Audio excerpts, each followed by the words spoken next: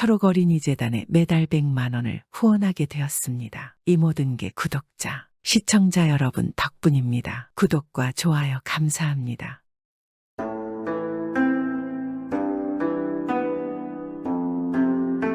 옛날 옛적에 아주 돈이 많은 부자가 살고 있었습니다. 부자에게는 딸이 하나 있었는데 그녀는 너무나 미인인데다가 성품도 아주 곱기 같다를 여인이 없었습니다. 그런데 이 딸에게는 연모하는 사람이 있었습니다. 그 사람은 다름 아닌 이 집안의 머슴인 돌쇠였습니다.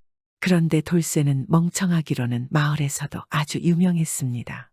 모두들 그를 바보 돌쇠라 놀렸습니다. 하지만 그는 진짜 바보가 아니고 아주 착하고 너무 순수한 것입니다. 단지 어릴 때부터 배움이 너무 없어 무지한 것입니다. 그런 돌쇠를 끔찍이 연모하는 이 주인집 딸은 어느 날 돌쇠에게 자신의 마음을 고백하고 말았습니다.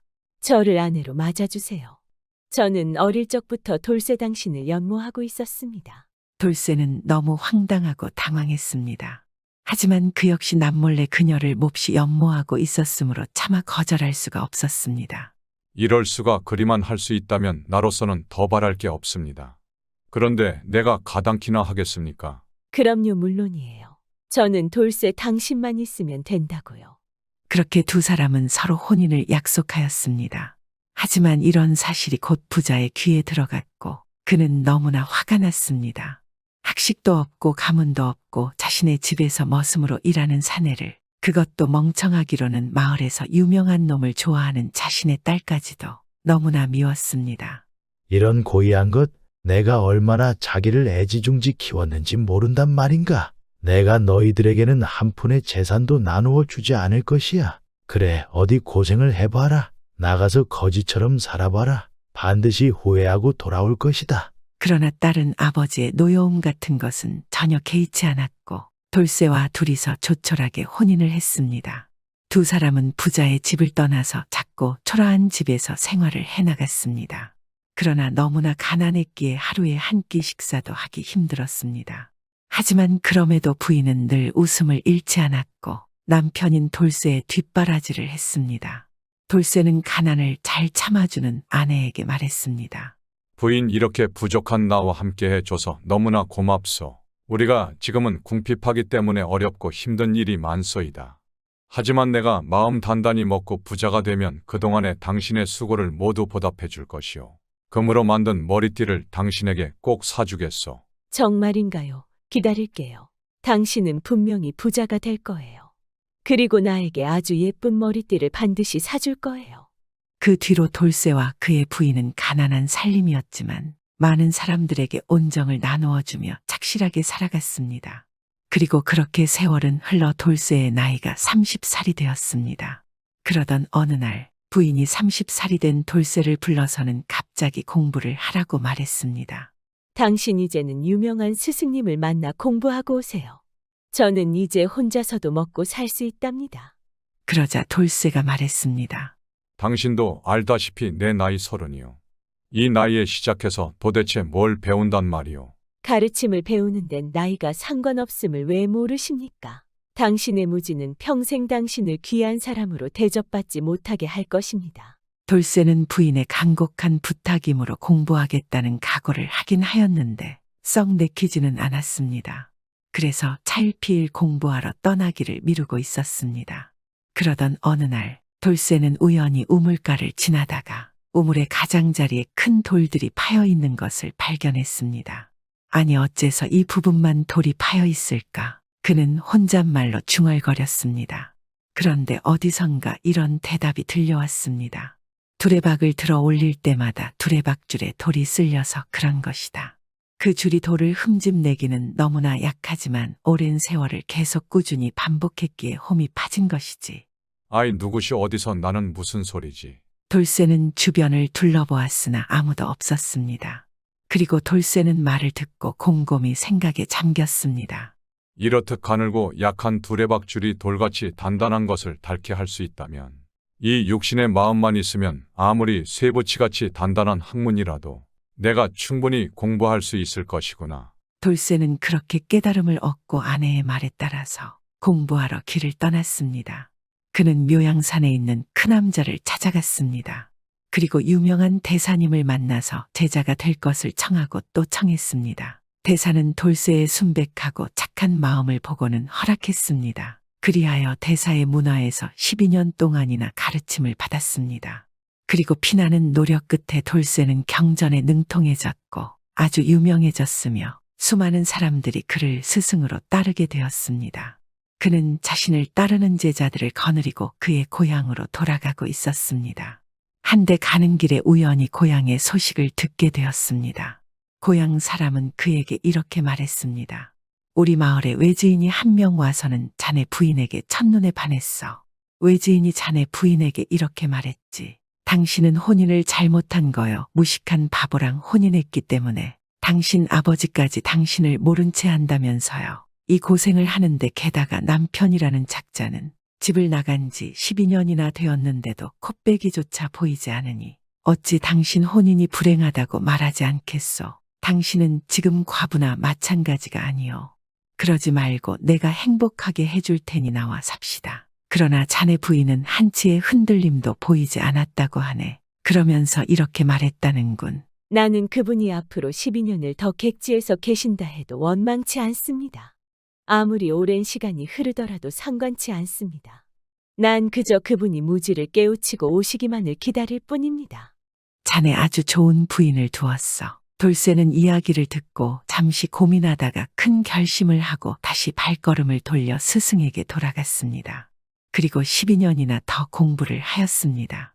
12년 후 그가 다시 고향으로 향했을 때에는 그의 뒤는 수백 명이나 되는 제자가 따르고 있었으며 그의 명성은 온 나라에 울려 퍼져 있었습니다. 그렇게 돌쇠는 나라 제1의 스승으로 유명해진 상태였습니다.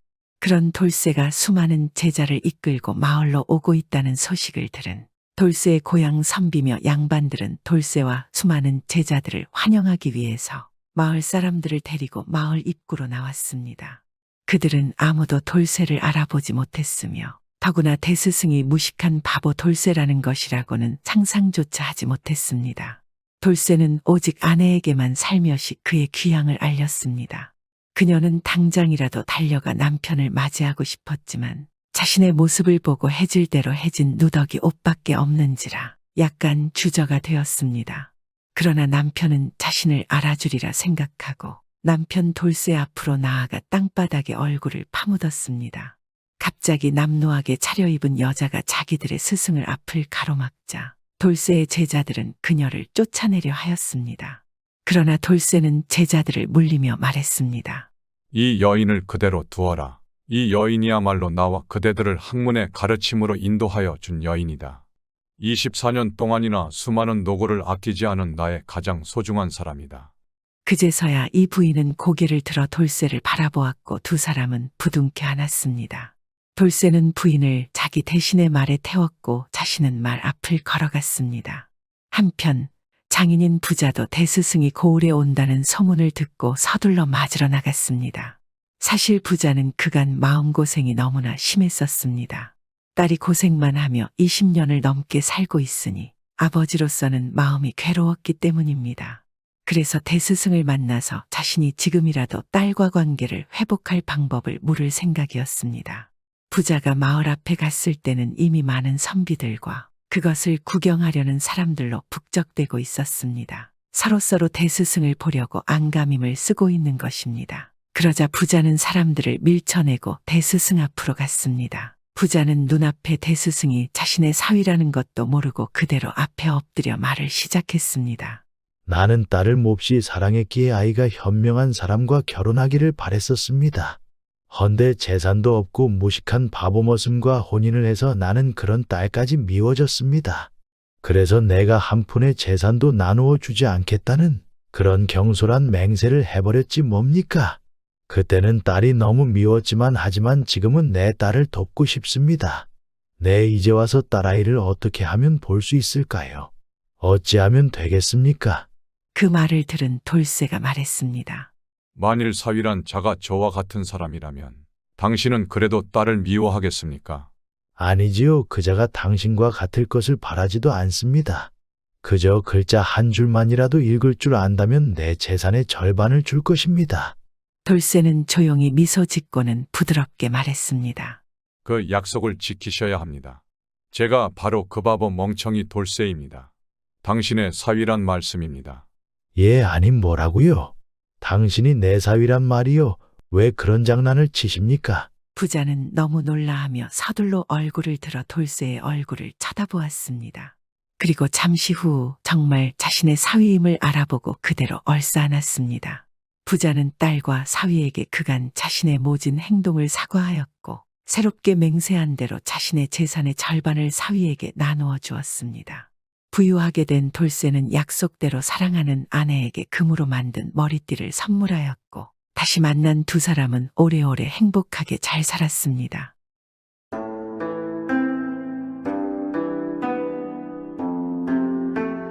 옛날 옛적 한 시골에서 한 과부가 슬아의 아들 하나를 데리고 살고 있었습니다. 어려서 아버지를 잃은 아들 칠복이는 산에 가서 나무도 하고 들에 나가 밭일도 하였습니다. 그런데 이 마을에는 사납기가 산중호랑이 같은 김대감이 살고 있었습니다. 가난한 집에 태어난 칠복이는 아버지가 살아생전에 김대감네 집에 빚을 태산같이 짊어진 탓으로 빚 대신 김대감네 집에서 머슴살이를 하게 되었습니다. 어린 나이지만 여름이면 밭에 나가 구슬 같은 땀을 흘리며 밭일을 하였고 차디찬 겨울에는 휘몰아치는 눈보라를 헤치며 산에 가서 나무를 해왔습니다. 그런데 가랑이 찢어지는 가난한 집에서 자란 그에게는 남다른 재간이 있었습니다. 그것은 활만 메고 나가면 나는 꿩도 잡아오고 깃을 치는 새도 별로 상하는 데 없이 산채로 잡아왔습니다. 상하지 않게 잡은 새는 그저 들고 들어왔고 다리나 날개를 다친 새는 산에서 이름 모를 약을 발라가지고 들어왔습니다. 그러니 세상의 고운 산새들은 그가 재간 있게 만들어 놓은 새장에 갇히게 되었습니다. 김대감은 차차 거기에 취미를 붙이고 칠복이에게 다른 일은 시키지 않고 고운 새만 잡아들이게 하였습니다. 김대감네 집에는 귀여운 외동딸 꽃분이가 있었는데 아버지가 칠복이를 시켜 고운 새만 잡아다 새장 속에 넣어 기르는 걸 낙으로 삼으니 꽃분이도 보는 것이 그것이라 날마다 새와 동무하며 살았습니다. 처음에는 고운 새들이 날개를 펴고 파득거리는 모양도 보고 고운 소리 내어 오는 소리를 들으며 새들에게 정을 붙이더니 차차 그 고운 새들을 잡아가지고 다니는 칠복이를 좋아했습니다. 칠복이가 고운 새를 잡아들고 들어오면 아버지보다 먼저 달려나가서는 그 새를 받아 새장에 넣고 좋아서 칠복이의 손을 잡고 퐁퐁 뛰었습니다. 칠복이와 꽃분이는 머슴이니 양반가의 딸이니 하는 것을 모르고 서로 좋아서 야단이었습니다. 어느 날 김대감네 집에 손님이 와서 김대감은 그 손님과 이야기를 나누게 되었습니다. 그런데 그 틈에 칠복이를 쫓아나간 꽃분이는 종일 칠복이를 따라다니다가 어둑어둑해서야 집에 돌아왔습니다. 꽃분이는 고운 새를 잡아 쥐고 웃는 낯으로 집에 들어섰지만 김대감은 성이 머리끝까지 치밀어 올랐습니다. 그날로 김대감은 칠복이를 내쫓았습니다. 그 후부터 가난한 집 칠복이는 나무도 해 팔고 남의 허들의 일도 하면서 어머니 모시고 살았습니다. 그러는 사이에 유수와 같은 세월은 흐르고 흘러서 어느덧 3년이라는 세월이 흘렀습니다. 화창한 어느 봄날이었습니다. 앞산에서는 봄빛이 무르녹고 뒷산은 푸르청청하며 꽃들은 아름다움과 그윽한 향기를 자랑하였습니다. 칠복이가 일밭에 갔다가 나무 한 짐 지고 성큼성큼 걸어오는데 앞을 보니 굽이굽이 흐르는 맑은 물이 있었습니다. 칠복이는 나무찜을 내려놓고 맑은 물에 세수하며 앞을 내다보았습니다. 그런데 그 앞에 다른 아닌 김대감네 외동딸 꽃분이가 있지 않겠습니까? 초생달 같은 고운 눈썹 아래 샛별 같은 눈이 빛을 뿌리는데 천상에서 내려온 선녀처럼 이뻤습니다. 그런데 꽃분이는 다른 데로 가지 않고 칠복이의 앞으로 점점 다가왔습니다. 웃는 듯 반기는 듯 칠복이를 바라보는 그 자태는 꽃본나비요 물찬 제비와도 같았습니다. 칠복이는 꽃분이를 보자 예전 그와 소꿉동무되어 고운 새 잡아가지고 놀던 생각이 나서 저도 모르게 웃으며 입을 열었습니다. 넌 꽃분이가 아니냐? 정말 반갑다. 여기는 무슨 일로 오게 된 거니? 그래, 나 꽃분이야. 너 칠복이 맞지? 그런데 너 어찌하여 우리 집에 놀러 오지 않니? 난 그 고운 새만 보면 너 생각나서 못 견디겠는데 너는 내 생각한 적 없었니? 어찌 내 생각을 안 할 수가 있겠니? 하지만 너도 알다시피 너의 아버지가 무서워 갈 수가 없었어. 그럼 우리 아버지 어디 나가시면 와. 이렇게라도 보면 되지 뭐. 이날 냇가에서 꽃분이를 보고 집에 돌아온 후부터 칠복이의 가슴 속에는 사랑의 싹이 움트기 시작하였습니다. 긴긴 밤에 꽃분이가 눈에 삼삼하여 잠 못 이루고 어쩌면 꽃분이가 찾아오는 것만 같아서 손에 일이 잡히지 않았습니다. 하지만 쌀독에 거미줄이 치는 가난한 집 칠복이에게는 꽃분이와 만난다는 것은 꿈만 같은 일이었습니다. 그리운 그 생각은 타오르는 불같이 가슴속에 솟구치는데 가장이 호랑이 같이 무서운 김대감이 눈앞에 아른거려 얼씬조차 하기 어려웠고 밤에 몰래 담장이라도 뛰어넘자니 담장은 높고 높아서 오를 수도 없었습니다. 칠복이는 긴긴 밤마다 잠 못 이루다 마침내 자기 생각을 어머니 앞에 말하기 시작하였습니다. 어머니께 드릴 말씀이 있습니다. 저는 꽃분이한테 장가들렵니다. 아님 밤중에 홍두깨 내밀듯 아들이 불시에 꿈에도 생각지 못한 말을 꺼내니 어머니는 깜짝 놀라 얼굴까지 새파랗게 질렸습니다. 너 이 자식아, 너 정신 나간 거 아니지? 어쩜 그런 생각을 할 수가 있어? 어머니, 이 자식은 어머니를 속이지 않고 제 속에 있는 말을 말씀드렸을 뿐입니다. 그래, 우리같이 천한 사람이 어찌 그런 대감집 딸과 혼사를 맺는다고 그런 생각까지 감히 하느냐? 대감은 대인이고 우린즉 소인인데 내가 하늘이 정한 그런 법도 모르고 그런 말도 안 되는 생각을 하느냐? 아예 오르지 못할 나무는 쳐다도 보지 말 거라. 어머니는 머리를 흔들며 아들의 생각을 막 밀어버리려 했지만 칠복이는 자기 생각을 굽히지 않았습니다. 어머니 그런 말씀 마세요. 꽃분이는 대감집 딸이오나 저를 좋아하니 한번 가서 말이나 한번 해주세요. 되고 안 되는 건 청혼이나 해봐야 나중에 후회 없지 않겠습니까? 칠복이는 어머니 보고 가라고 졸랐지만 어머니는 아들이 정신 나간 소리를 한다면서 더는 칠복이의 말을 들어주지 않았습니다. 그러니 칠복이는 땅이 꺼지게 한숨만 풀풀 쉬더니 며칠 지나지 않아 몸져 누워 식음을 전폐하고 말았습니다. 어머니는 슬하에 하나밖에 없는 아들이 식음을 전폐하고 누우니 아들의 곁을 한시도 떠나지 않고 계속 아들을 바라보았습니다. 그래도 칠복이는 밥 한술 뜨지 않고 어머니 보고 자기 소원만 풀어달라고 졸랐습니다. 하지만 어머니는 그런 엄두를 내지 못하였습니다. 며칠이 지나니 칠복이는 유언을 남기듯 어머니의 손을 잡고 더듬거리며 말하였습니다. 어머니, 제 소원 풀어주세요. 어머니가 갔다가 성사하지 못하고 돌아오신데도 아들은 더 이상 원망하지 않겠습니다. 어머니, 아들의 마지막 소원이니 한 번만 들어주시면 안 되겠습니까? 어머니는 기둥같이 믿어오던 남편을 황천에 보내고 난 후로는 그 아들을 보고 이날 이때까지 살아왔는데 이제 아들의 그 소원을 풀어주지 않는다면 슬하에 하나밖에 없는 아들을 살려낼 것 같지 않았습니다. 그래서 어머니는 생사를 내걸었습니다. 그러니 담도 커졌습니다. 가세가 비난하다고 아들 가진 사람이 딸 가진 집에 혼산말까지 가지 못하고 아들이 생사 다투는데 앉아서 아들 죽이고 제살아서는 무엇하려니 생각하니 어디서 나온 힘인지 어머니는 자리를 벌떡 차고 일어났습니다.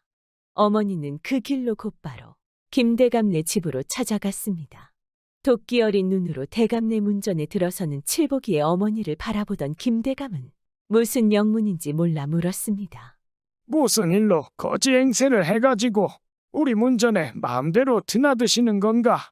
네, 대감님한테 찾아 올릴 말씀이 있어 왔습니다.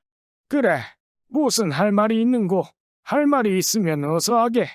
네, 올릴 말씀이 다름이 아니라 저의 집아들 칠복이 아시죠? 그 녀석이 꽃분아씨 때문에 식음을 전폐하고 있습니다. 귀한 자식을 살릴까 하여 혼산말을 전하려고 왔습니다. 김대감은 자기 귀를 의심하다가 분명 청혼 온 것이 분명한지라 분이 상투미까지 쳐받쳐 눈에 불을 키우며 펄쩍 뛰었습니다. 이 법도 모르는 거지냐나. 너는 하늘이 얼마나 높고 땅이 얼마나 두터운 줄도 모르느냐. 이어봐라. 저년을 당장 잡아서 군장을 안겨 내쫓아라. 김대감이 돼지 멱다는 소리를 지르니 머슴들이 몽둥이질을 하는데 어머니는 꼼짝도 못하고 몰매만 얻어맞아 몸을 겨우 끌며 집에 돌아왔습니다. 어머니가 겨우 몸을 가누고 휘청거리며 집에 들어선 것을 본 칠복이는 무슨 일이라도 생긴 것 같아서 어머니 보고 대체 어찌 된 일이냐고 물었습니다. 그러니 어머니는 김대감 집에서 있던 이야기를 모두 말하였습니다. 그러자 칠복이는 눈에 불을 번쩍 키우며 자리를 차고 일어났습니다. 날벼락이나 처맞을 놈, 딸을 주지 않겠으면 그만 둘 것이지. 사람을 때리다니? 그래 가세가 비난하다고 청혼도 못하고 서로 마음이 오가는데 시집 장가도 못 가게 하다니. 어디 두고 보자. 누가 이기나? 칠복이는 어머니 보고 자기 생각한 바를 말하며 주먹을 쥐었습니다. 이때 김대감의 딸도 주먹을 쥐고 호랑이보다 더 무섭다는 아버지인 김대감 앞에 찾아갔습니다. 아버지, 왜 그렇게 무례한 행동을 하신 건가요? 자고로 아들 가진 사람이 딸 가진 집에 청혼하게 되었는데 아버지는 어이하여 청혼하러 온 사람을 때려서 쫓아낼 수가 있으세요? 당치 않은 소리 그만하지 못하겠냐? 그래, 부자 대인인 집에 빈자 소인이 청혼하러 다닐 수 있다더냐? 잠자코 가만히 있거라. 저는 아버님이 어찌하든 칠복이를 섬기려 하니 그리 아세요. 저는 칠복이 아닌 다른 사람은 생각해 본 적이 없습니다. 김대감은 대노하여 펄펄 뛰었습니다. 그는 그렇게 금이야 오기야 하며 기르던 딸이 자신의 말을 거역하니 성난 호랑이가 되어 딸을 나오지 못하게 방 안에 가두었습니다. 이튿날이었습니다. 상투미까지 치바쳤던 김대감의 성이 아직 채 삭기도 전에 칠복이가 내일 밤 꽃분이를 데려간다는 소문이 점차 온 마을에 퍼지기 시작하였습니다. 김대감은 생각 끝에 힘골이나 쓰는 하인들을 내세워 칠복이네 모자를 당장 잡아오라고 불호령을 내렸습니다. 그런데 칠복이 모자는 하늘에 솟아올랐는지 땅에 잦아들었는지 그림자도 찾을 길이 없었습니다. 일이 이렇게 되니 김대감은 힘골이나 쓰는 하인들을 불러 담장 주위에 여기저기 세워놓고 대문에는 단단한 문지기를 불러 세우고 꽃분이의 방 앞에는 팔다리에 힘이 불끈불끈 솟는 힘장수들을 세워놓고는 개미 한 마리 얼씬하지 못하게 하였습니다. 그래도 김대감은 마음이 놓이지 않아 눈에 불을 켜고 뜨락을 오다가다 하고 담장 밑에 나가 보기도 하면서 파수를 제대로 보지 못하는 녀석들이 있는가 살피다가도 조금이라도 눈을 다른데 파는 녀석들이 있으면 볼이 삐뚤어지도록 때리기도 하고 돼지 멱다는 소리를 지르며 눈을 풀하렸습니다. 그런데 긴긴 밤을 눈 한 번 붙이지 못하고 지새웠지만 칠복이는커녕 그림자도 보이지 않았습니다. 하룻밤을 꼬박 지새운 파수꾼들은 동산에 붉은 해가 불끈 솟아오르자 병아리처럼 꾸벅거리고 졸기 시작하였습니다. 그러니 김대감은 또 펄펄 뛰며 야단이었습니다. 이렇게 되니 파수꾼들은 또 정신을 바짝 차리고 살피기 시작하였습니다. 이렇게 하여 이튿날도 무사히 지냈습니다. 그런데 사흘이 지나자 김대감의 독살에 눈 한 번 붙여보지 못한 하인들과 문지기며 꽃분이의 방을 지켜섰던 힘장수들도 서서히 지쳐가기 시작하였습니다. 바로 이날 저녁밤 드디어 칠복이가 나타났습니다. 눈에 불을 켜고 있는 칠복이가 김대감 내 담장 밑에 이르니 담장을 지키던 하인들은 코를 골며 자고 있었고 대문에 들어서니 문지기란 녀석은 큰 대문에 기대어 자는데 나무칼로 귀를 베어가도 모를 형편이었습니다. 이리하여 칠복이는 생각과 같이 대문을 열고 꽃분이의 방 앞까지 갔습니다. 꽃분이의 방 앞에 가보니 꽃분이를 지키던 한다 하는 힘장수들도 서로 머리를 맞대고 자는데 쥐어 흔들어도 죽었는지 살았는지도 구분하기 어려웠습니다. 칠복이는 지체 없이 머리를 맞대고 자는 녀석들의 상투를 풀어서 서로서로 옥매어 놓고는 꽃분이의 방에 뛰어들었습니다. 그런데 이렇게 안팎 사람들이 다 죽은 사람같이 되었는데 꽃분이만은 미인도에 갓 빠져나온 사람처럼 해달같이 환한 얼굴에 꽃같은 웃음 짓고 칠복이를 반겼습니다. 그대가 나를 반겨 맞아줄 것이라 믿고 이렇게 어두운 밤에 찾아왔으니 나를 사랑한다면 날 따라 가시오. 아니면 나는 그냥 혼자 돌아가겠소. 나랑 같이 가겠소. 이날이 오기를 기다렸어요. 수녀는 낭군님 가는 길이 벼랑 같이 험하다 해도 따라가겠습니다. 꽃분이의 그 샛별 같은 눈은 눈부신 빛을 뿌렸고 타는 촛불 같은 칠복이의 눈은 진주처럼 눈부신 빛을 뿌렸습니다. 그들은 서로 쳐다보다가 지옥같이 답답한 그 방을 뛰쳐나왔습니다. 날이 밝자 꽃분이의 방을 지키던 한 녀석이 겁이 덜컥 나서 머리를 버쩍 드니 누군가 상투를 쥐어 당겼습니다.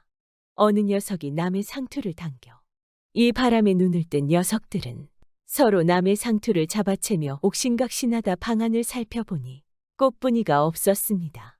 깜짝 놀란 하인들은 서로 제가 살겠노라 젖먹던 힘까지 내다보니 옥매놓은 상투는 옥죄이기만 해서 누구도 누구를 이기지 못하고 기진맥진에 다 넘어지고 말았습니다. 김대감은 점심때가 다 되어서야 잠에서 깨어났습니다. 또 하룻밤 무사히 잤다고 천천히 일어나 꽃분이의 방부터 살피었습니다. 그런데 힘장수들이 상투를 서로 얽매고 쓰러져 있었습니다. 김대감은 그만 정신 나간 사람이 되어 꽃분이를 부르다 그의 대답도 듣지 못한 채 그 자리에서 정신을 잃고 쓰러졌습니다.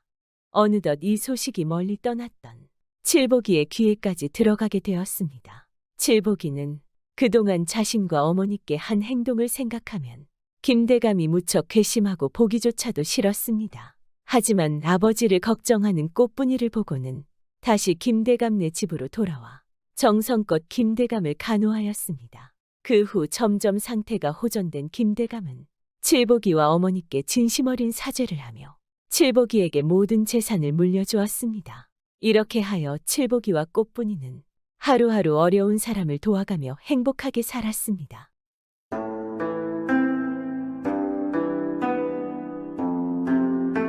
예전에 시골에서 돈량이나 가진 사람들이 돈으로 벼슬자리 사는 일이 흔치 않겠습니까? 뭐 그리 별난 일도 아니었습니다. 돈으로 벼슬 사는 일이 어디 떳떳한 일이랴마는 위에서 파는 자가 있으니 사는 사람도 있지 않겠습니까? 뭐 요즘에도 그런 일이 있는가 몰라도 조선말 나락골이 뒤죽박죽일 때 이야기니 헤아려가며 들어주시면 감사하겠습니다. 옛날 옛적에 일만 죽어라 하는 머슴이 있었습니다. 어릴 적부터 맵기 굽는 것은 일상이고 장가 들어서도 식솔들도 제대로 부양하지 못했습니다. 그러니 얼마나 돈에 애착이 가겠습니까? 남들 자는 시간에도 일하고 밥 먹는 시간도 아끼면서 일만 했습니다. 눈만 뜨면 일하고 몸이 너무 곧해서 쓰러지면 그냥 자는 것입니다. 그리고 10여 년이 흘러 제법 많은 땅도 사고 기와집도 올렸습니다. 더 이상 일 안 해도 먹고 살기가 충분한 것입니다. 그런데 이 머슴이 돈을 벌어보니까 마음이 바뀌는 것입니다. 자신이 머슴 살던 안주인도 머슴 출신인데 돈으로 양반을 사서 떵떵거리며 사는 것입니다. 머슴은 생각했습니다.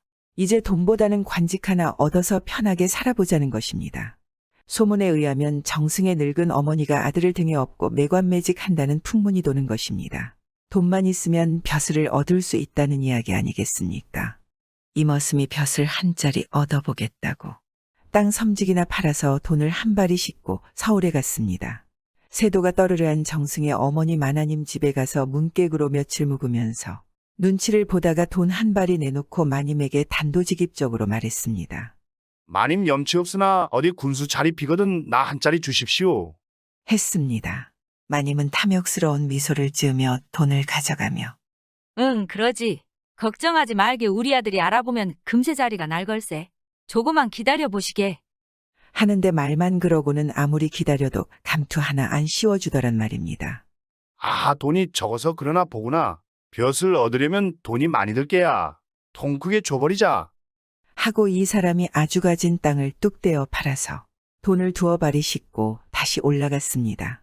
이번에는 어떻게 좀 한 자리 생각해 주십시오. 좀 부족하지만 재정성입니다. 아, 걱정 말게.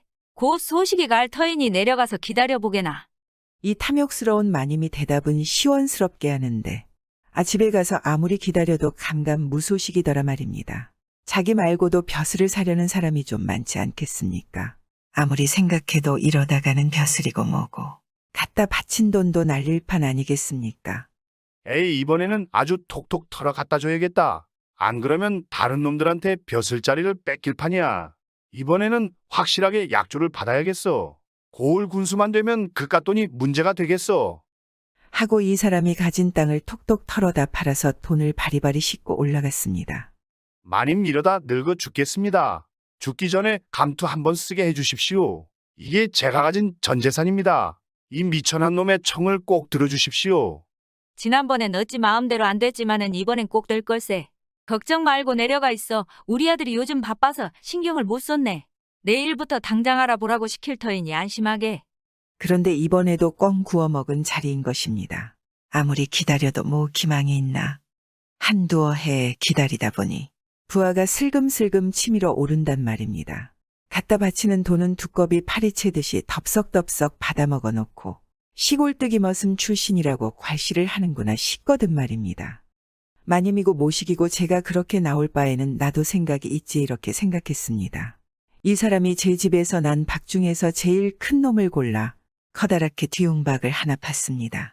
그놈의 뒤웅박을 가지고 뒷산에 올라가 땅벌집을 찾았습니다. 땅벌 구멍에다 뒤웅박 아가리를 대고 한바탕 들쑤시니까 성난 땅벌들이 윙윙 나와서 뒤웅박 안으로 하나 가득 들어가겠지 않겠습니까? 아가리를 꼭 틀어막아 가지고 집에 와서 비단보에다 싸고 또 쌌습니다. 이것을 짊어지고 서울 탐욕스러운 마님네 집에 갔단 말입니다. 마님이 보니 벼슬자리 달라고 해마다 돈을 바리바리 싣고 오던 사람이 한두어 해 소식이 없더니 또 못을 싸 짊어지고 오니까 참 반갑지 않겠습니까? 아, 그냥 오지 뭘 그렇게 짊어지고 와. 빈손으로 와도 아주 반가운데 그런데 그게 뭔가? 뭐 대수로운 건 아닙니다만 시골에 살다 보면 가끔 귀한 약이 생기지요. 이건 참 희귀한 보약이 되나서 가릴 것이 많습니다. 밤에 혼자 드시되 반드시 좌우를 물리시고 문단속을 하신 연후에 옷을 다 벗고 드셔야 약효가 낮에 달리 드셔서는 약이 안 됩니다. 마님이 그 소리를 듣더니 손뼉을 치며 희낙낙하는 것입니다. 옳거니 가릴 것이 많은 걸 보니 명약 중에 명약이로군. 내 이걸 먹고 약효를 보면 자네에게 큰 고을 한 자리 바로 주지. 마님이 약효를 보려고 밤에 저울을 물리고 문을 꼭꼭 걸어 잠근 다음 옷을 홀라당 벗고 나서 비단보를 끌어보았단 말입니다. 그러니 큼지막한 뒤웅박이 하나 들어있거든 말입니다. 이 안에 약이 들어있겠구나 하고 마개를 쑥 잡아 빼니까 모일 났지 않겠습니까? 말벌이 웽하고 튀어나와서 온몸에 들러붙어 마구 쏘아대니 100일 장사가 있겠습니까? 눈도 못 뜨고 온 방을 구르며 죽는다고 소리를 지르지 않겠습니까? 그 소리를 듣고 마님의 아들 정승이 자다가 놀라 나와서 어머님 왜 그러십니까 하고 문을 열려고 문고리를 잡아당기니 잠겨 있거든 말입니다. 안에서는 문을 열고 싶어도 눈을 못 뜨니 열 수가 있겠습니까? 이때 사랑채 문객들 틈에 섞여 있던 시골 사람이 기다린 듯이 나와서 아이쿠 마님이 또 발작을 하셨군. 접대도 이렇게 발작을 하시는 걸 봤는데 이때는 그저 가만히 두는 게 상책입니다. 공연히 외인이 범접을 하면 병세가 더 심해지니 어서 물러들 가시는 게 좋겠소. 하고 사람들을 내쫓고 나서 혼자서 문을 지키다가 새벽녘에 가만히 문을 따고 땅벌을 내보냈습니다. 아침이 되어 정승이 방에 들어가 보니 참가관도 이런 가관이 없는 것입니다. 마님이 온 몸뚱이가 퉁퉁 붓고 배가 된장동만 하게 되어서 누웠는데 얼굴도 팅팅 부어올라 눈도 못 뜨고 말도 못하는 것입니다. 그런데 시골 사람이 들어오니까 자꾸 그 사람을 손가락으로 가리키면서 낑낑거린단 말입니다. 그게 저놈이 날 이 지경으로 만들었다는 뜻이지만 말을 못하니 알아들을 수가 있겠습니까? 그때 시골 사람이 방바닥에 엎드려 눈물을 흘리면서 아이고 마님 고맙습니다요. 어제 발작을 하시기 전에 저더러 내일 날이 새자마자 자네한테 군수 한 자리 줘 보내마 하시더니 병석에서도 그 약속을 잊지 않으셨군요. 하니 모두들 그 말을 믿지 않겠습니까?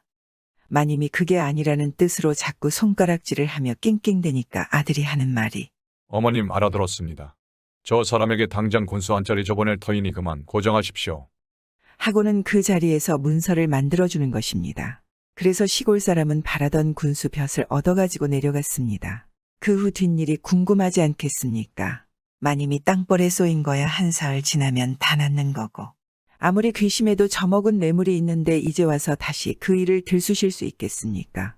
그나저나 땅벌로 군수 자리 얻었다고 땅벌 군수라 불린 사람도 한통속 아니겠습니까? 몇 달 후 임금님이 이 탐욕스러운 마님의 매관매직을 모두 알고 정승아들과 그 가족들을 돌아올 수 없는 섬으로 유배를 보냈습니다. 그리고 벼슬을 돈으로 싼 사람들도 모두 관하로 잡아들여 호되게 문초하며 평생 감옥에 가두었습니다. 물론 땅벌로 벼슬을 얻은 이머슴도 해당하지 않겠습니까? 요즘도 이머슴처럼 자신이 가진 것 외에 욕심을 부리는 사람들이 있습니다. 탐욕스러운 마님 같은 사람들도 큰 죄지만 이런 머슴 같은 사람들도 똑같지 않겠습니까? 주는 사람이 있으니까 받는 사람이 있지 않을까요? 요즘 들리는 소문에도 이런 일들이 종종 일어나고 있습니다. 그런 사람들은 이 이야기처럼 언젠가는 큰 벌을 받지 않을까요? 구독은 공짜입니다.